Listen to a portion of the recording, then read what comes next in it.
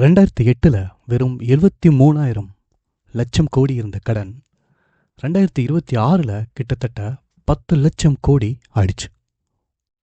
இதுவாது பரவாயில்லைங்க. 2021 5,68,000 கோடி இருந்த கடன் கிட்டத்தட்ட இந்த அடுத்த 5 வருஷத்தில் அப்படியே 100% அதிகமாகி 10 லட்சம் ஆயிடுச்சு.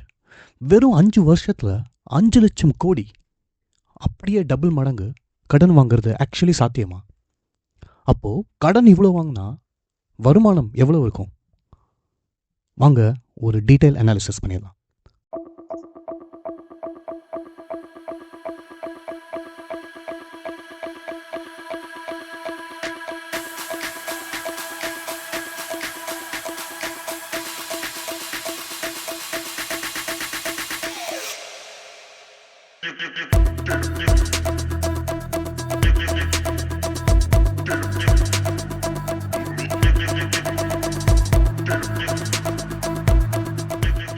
இந்த பேஜ் பார்த்தீங்கன்னா நம்ம டிஸ்கஸ் பண்ணுறதுக்காகவே பிரத்யேகமாக தயாரிக்கப்பட்டது.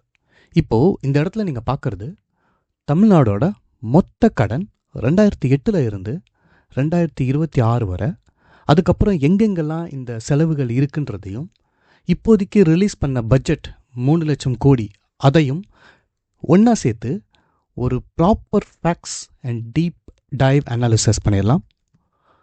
மொத்தமாக 10,42,000 கோடி கடன் நிலுவையில் இருந்தால் கூட இந்த கடன் கிட்டத்தட்ட போன வருஷத்தோட கம்பேர் பண்ணிங்கனாலே 23.6% அதிகம். ஸோ இந்த டேட்டா நான் வெளியில் எங்கேருந்தும் எடுக்கலை, ஆர்பிஐ ரிலீஸ் பண்ண ஒரு டேட்டா தான். நான் சோர்ஸ் வேணால் கீழே டிஸ்கிரிப்ஷனில் தரேன்.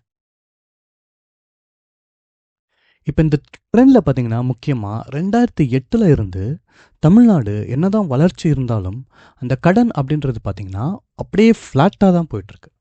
2015 வரை கிட்டத்தட்ட பார்த்திங்கன்னா 2014 1,79,000 இருந்தது. 2015 1,85,000 தான், கிட்டத்தட்ட ரொம்ப கம்மி. ஏன்னா நம்மளுடைய வருமானமும் அதிகமாகும்.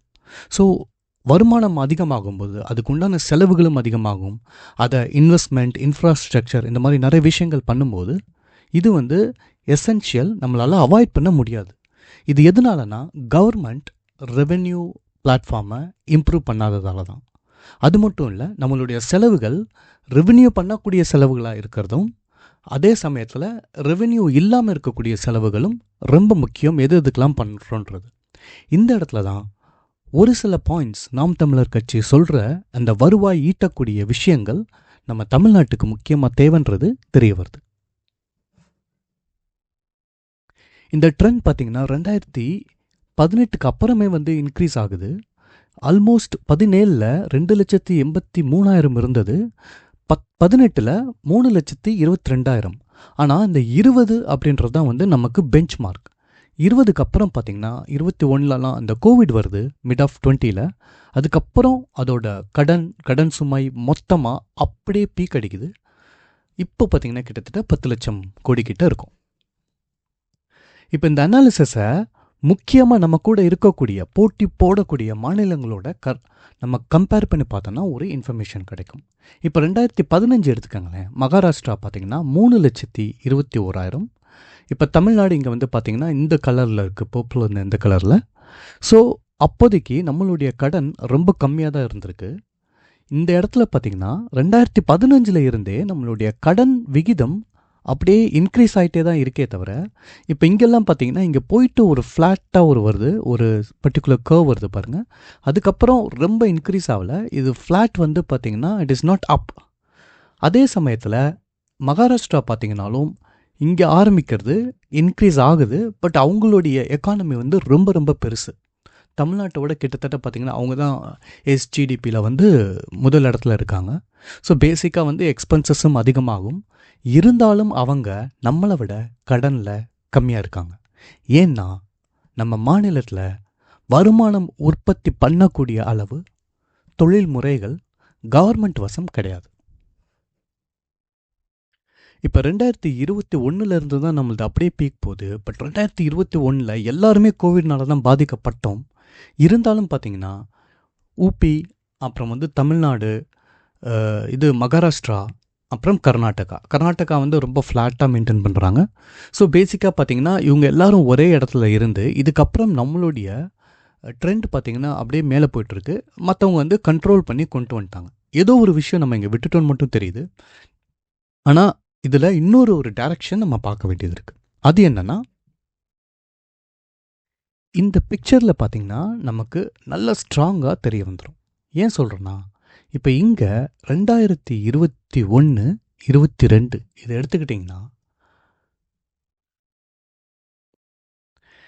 இந்த 2021, 22ல் நம்மளுடைய வருமானம் இருக்குல்ல, ஜிஎஸ்டிபி, அதை பார்த்தீங்கன்னா 17.8 லட்சம் கோடி.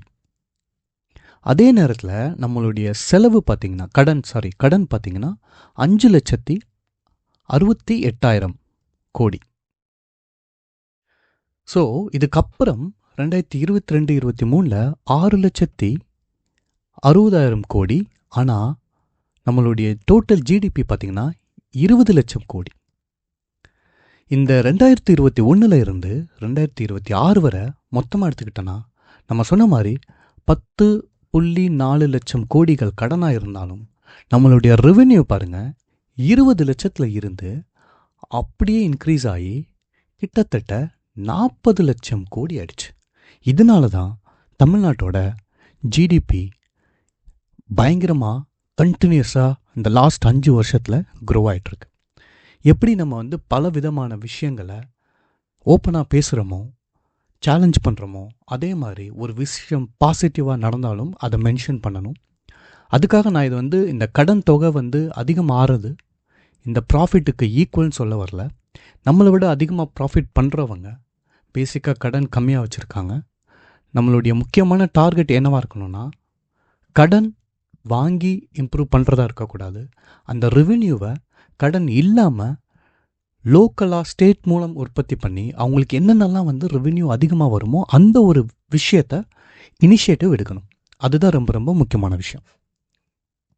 இப்போ மறுபடியும் இந்த மாநில வாரியான நிலுவை கடனை பார்த்தோம்னாக்க மற்ற எல்லா மாநிலங்களையும் எடுக்கும்போது தமிழ்நாடு தான் இருக்கிறதுலையே அதிகமாக இருக்குது.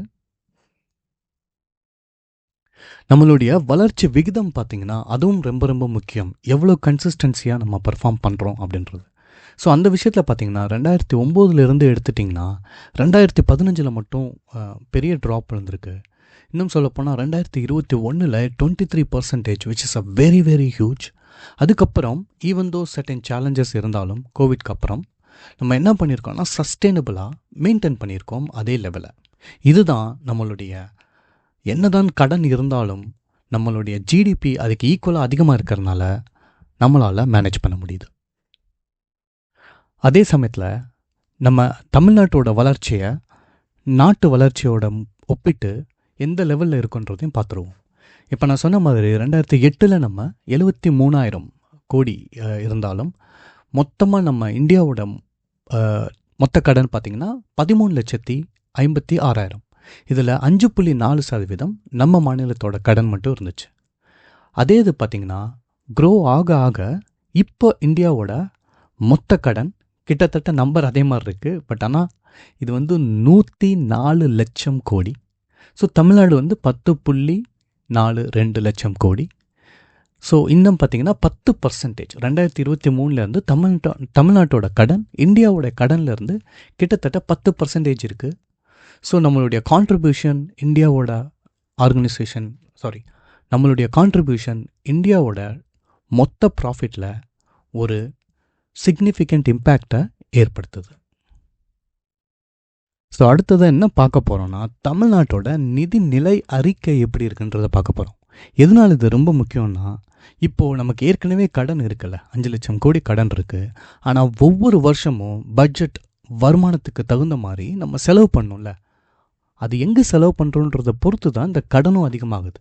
ஸோ அதனால தான் இது ரொம்ப ரொம்ப முக்கியம். இதில் பார்த்திங்கன்னா மொத்த செலவு நமக்கு வந்து 2023 கடைசி ஒரு 3 வருஷம் பார்த்திங்கன்னா அப்படியே ஃப்ரீக்வெண்ட்டாக பார்ப்போம். 2023-26 3 லட்சம் கோடி. இப்போ பார்த்திங்கன்னா 3,48,000 கோடி.